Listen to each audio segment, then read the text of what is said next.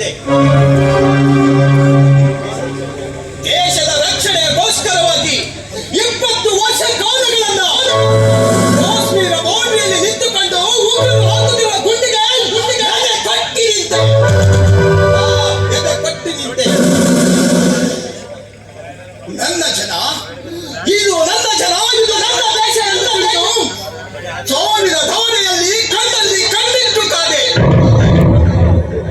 ನಿವೃತ್ತರದ್ದು ಶ್ರೇಷ್ಠನಾಗಿ ನಿವೃತ್ತಿಯಲ್ಲಿ ಕನಿಷ್ಠವಾಗಿ ಕಂಡಿದ್ದು ಈ ನಮ್ಮ ಸಮಾಜ.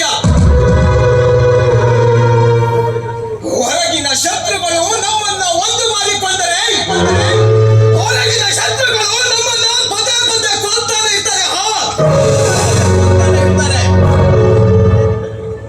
ಸೈನಿಕನಾಗಿ ನಾನೊಬ್ಬ 20 ವರ್ಷ ಸೈನಿಕನಾಗಿ ಸೇವೆ ಸಲ್ಲಿಸಿದ್ದಕ್ಕೆ ಸರ್ಕಾರ ನನಗೊಂದು ದೊಡ್ಡ ಜವಾಬ್ದಾರಿಯಲ್ಲಿ ಇದೆ. ಆ ದೊಡ್ಡ ಜವಾಬ್ದಾರಿ ಏನೆಂದರೆ ತಂದೆ ತಾಯಿ ಬಂಧು ಬಳಗ ಇಲ್ಲದವರನ್ನ ಅನಾಥ ಆಶ್ರಮವನ್ನು ನಡೆಸಲು ಸರ್ಕಾರ ನನಗೆ ಆದೇಶಿದೆ. ಸರ್ಕಾರ ನನಗೆ ಆದೇಶಿದೆ.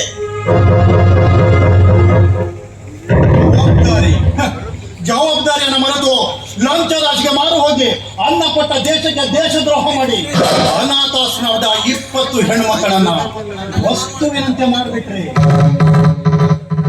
ಇಲ್ಲ ಸರ್,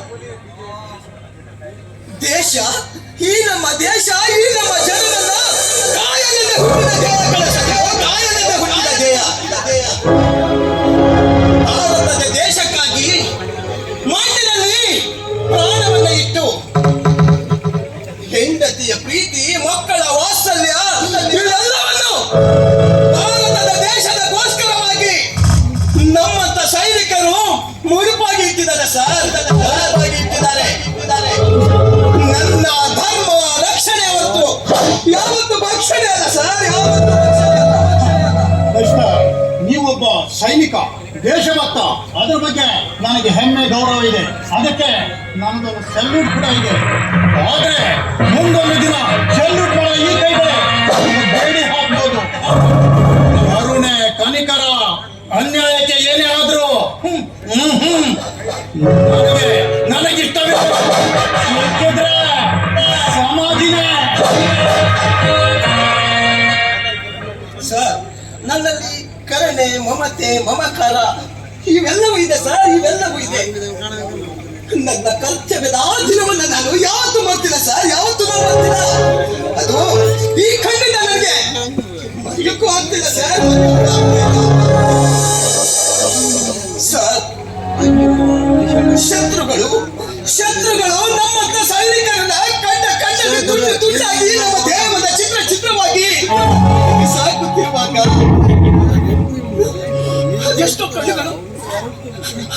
ಅದೆಷ್ಟೋ ಕಣ್ಣುಗಳು ಹೇಳುವುದರಿಂದ ನನ್ನಂತ ನೋಡಿ ಕಾಪಾಡಿ ಅಂತ ಹೇಳಿ ತಂದ್ರು. ಸೋರುತ್ತಿರುವ ರಕ್ತ ಓಯಿಸುವ ಕೈಗಳು ತುಂಡಾಗಿ ಕತ್ತರಿಸಿ ಅಲ್ಲದೆ ಬಿದ್ದಿದ್ದು ಸರ್, ಅಲ್ಲದೆ ಬಿದ್ದಿದ್ದು. ನಾನು ನನ್ನ ಕೈ ಚಾಚುವುದನ್ನು ಬಿಟ್ಟರೆ ನನ್ನಿಂದ ಒಬ್ಬರನ್ನ ಉಳಿಸ್ಲಿಕ್ಕಾಗಲಿಲ್ಲ ಸರ್, ಉಳಿಸ್ಲಿಕ್ಕಾಗಲಿಲ್ಲ ಸರ್. ನನ್ನ ಕಣ್ಣಿಂದ ಜಾರುತ್ತಿರುವ ನೀರು ಈ ಒಬ್ಬನಿಗೆ ಕಾಲಿಗೆ ನೀರಾಗಿ ಹೋಗ್ತಿಲ್ಲ.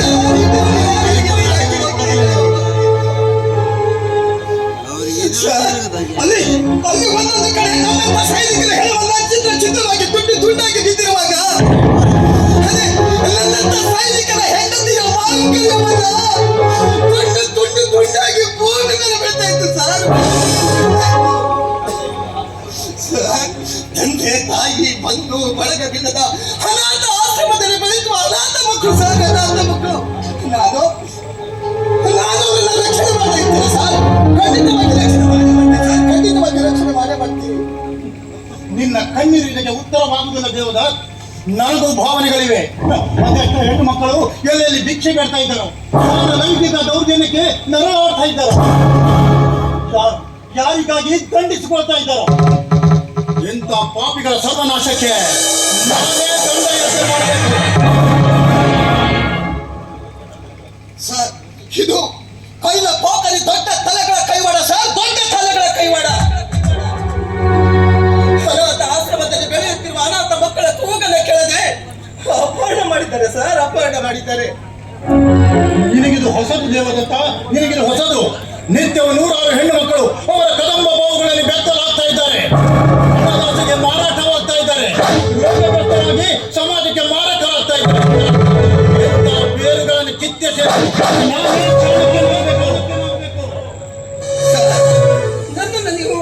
ನನ್ನನ್ನು ನೀವು ಈ ರೀತಿ ಅವಮಾನಿಸಬೇಡಿ ಸರ್, ಈ ರೀತಿ ಅವಮಾನಿಸಬೇಡಿ.